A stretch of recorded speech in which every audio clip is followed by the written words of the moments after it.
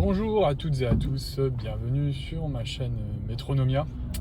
Je me suis dit que j'allais vous faire une petite vidéo de retour à 3-4 mois depuis que je possède la Thorn THORN Black Bay 58 Hommage.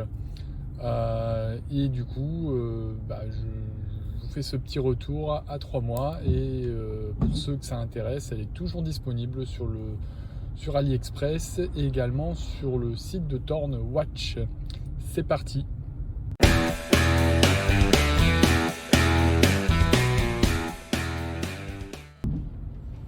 Si vous n'avez pas vu ma précédente vidéo, je vous invite à aller y faire un tour.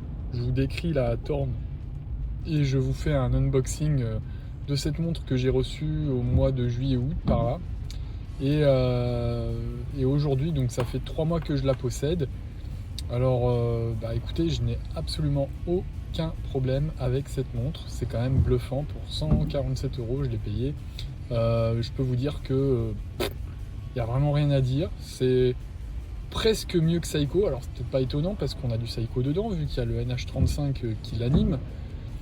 Mais franchement, la boîte, la construction de la montre, j'ai vraiment rien à dire. Elle n'a pas pris de pète particulier, elle prend moins 8 secondes de retard par jour, donc ce qui est pas forcément, pour le calibre NH35, c'est honorable, hein. Je dis les Seiko qui prennent un peu plus de retard que ça, dans la moyenne.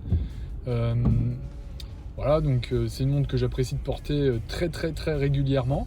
Évidemment, elle me fait penser beaucoup à la Black Bay 58, hein, puisque c'est une montre qui reprend énormément, beaucoup du design de la Tudor.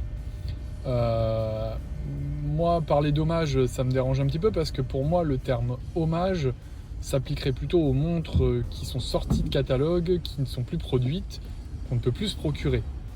Donc c'est pour ça que pour moi, c'est plus une copie qu'une montre hommage. Ce n'est pas une contrefaçon. Contrefaçon, il n'y aurait pas marqué Thorn sur le cadran, il y aurait marqué Tudor. Et là, c'est pas le cas. Le nom de la marque qui commercialise la montre, en tout cas de l'assembleur, c'est la marque Thorn. Donc là-dessus, il ne s'agit pas d'une contrefaçon. Mais là, on est plus sur une copie. Voilà. Après, on peut ne pas être d'accord, il n'y a pas de souci, mais vraiment pour moi, le terme hommage, quand on rend hommage à quelqu'un, c'est qu'il a disparu. C'est pas qu'il est toujours présent. C'est rare quand même qu'on rende hommage à quelqu'un. On peut rendre hommage à un acteur encore vivant, par exemple, parce qu'il a fait une belle performance. Alors, c'est un peu ambigu comme terme, mais pour moi, l'hommage, c'est quand même plus quand la montre, elle n'existe plus, elle n'est plus dans le catalogue, et voilà, c'est une manière de refaire vivre un petit peu la montre qui a disparu de la production, qui n'est plus produite, voilà, qu'on ne peut plus acheter neuve. Voilà un petit peu. Donc, vidéo très courte, voilà, donc cette montre, elle a pris des scratchs, hein, comme bah, c'est normal, hein, je la porte au bureau. Voilà, donc je pense que voilà, cette montre qui est une copie hommage, bon, tout à l'heure je vous disais hommage, c'est plus pour les personnes décédées, etc. Bon, quand on rend hommage, la vraie définition, c'est quand même, c'est qu'on porte un certain respect, une certaine estime, on reconnaît le talent à quelqu'un. C'est ça la vraie définition de rendre hommage. Alors dans ce cas-là, oui, Thorn rend hommage à Tudor puisqu'il reconnaîtrait à ce moment-là que leur design il est superbe, et donc du coup on pourrait parler de hommage, voilà, dans cette conception-là. Donc oui, c'est un bel hommage dans ce cas-là de Thorn à Tudor. Voilà, moi je trouve vraiment que cette montre, elle est vraiment bien réalisée au niveau de l'ajustement de la lunette par rapport à l'indicateur, l'indice d'en haut là, de 12 heures. Je trouve que c'est vraiment bien aligné.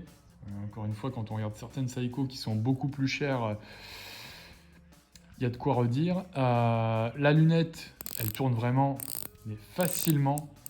Ça, c'est vraiment un point. Quand je vois ma Steinhardt, par exemple, la Steinhardt, la lunette, elle tourne vraiment pas facilement. C'est vraiment... Et même quand je la porte, celle-là, je peux tourner la lunette tout en la portant. Alors que sur la Steinhardt, c'est impossible, hein. J'ai beau essayer, ça veut pas. Là, c'est d'une facilité déconcertante, il n'y a vraiment aucun souci avec la lunette qui tourne vraiment facilement. Euh, c'est vraiment facile. En- Par rapport à la couronne aussi, j'ai vraiment aucun problème. C'est vraiment un plaisir en plus de pas avoir de protège couronne parce qu'on peut vraiment bien attraper la couronne pour la dévisser et elle pop et on peut ensuite s'amuser à régler l'heure. Il y a un petit cran, une date, comme c'est le NH35, il y a un petit cran supplémentaire pour la date. Euh, voilà, mais sinon, aucun problème là-dessus. Même pour la revisser, ça se fait facilement, ça se regoupille facilement. Et voilà. Donc, honnêtement, aujourd'hui, ça fait 4 mois que je l'ai.